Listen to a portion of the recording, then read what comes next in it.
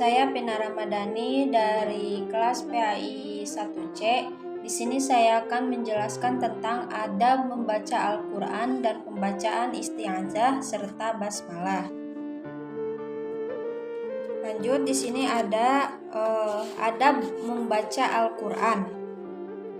Poin pertama, membaca Al-Quran harus dalam keadaan suci atau berwudu. Jadi ketika membaca Al-Quran itu dianjurkan harus dalam keadaan suci dari hadas kecil maupun besar. Poin kedua, ada membaca dengan tartil sesuai tajwid. Jadi di sini kita membaca Al-Quran itu harus tartil, berarti membaca dengan pelan, jelas, dan benar sesuai kaidah tajwid.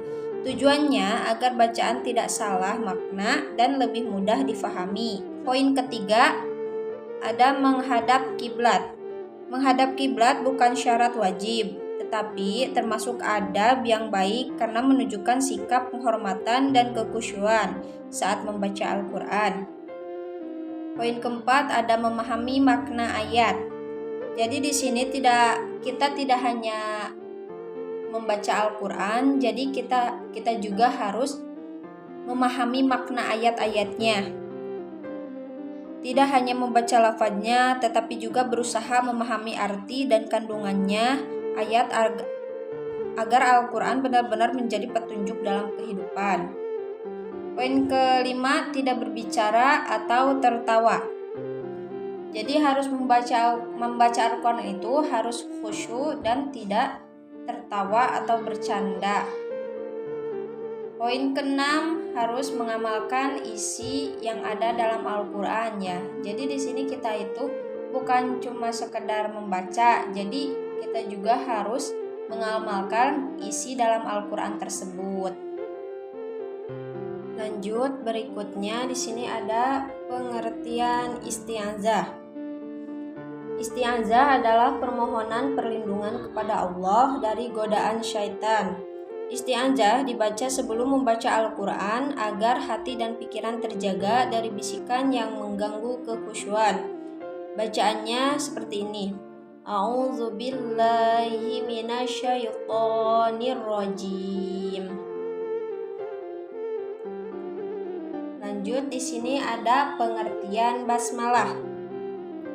Basmalah adalah ucapan pembuka amal kebaikan, termasuk membaca Al-Quran. Dengan basmalah kita memohon keberkahan, rahmat, dan pertolongan Allah dalam setiap aktivitas. Bacaannya seperti ini. Bismillahirrahmanirrahim.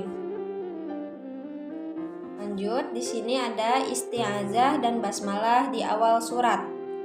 Tata cara membaca di awal surat adalah: yang pertama, membaca isti'adzah terlebih dahulu.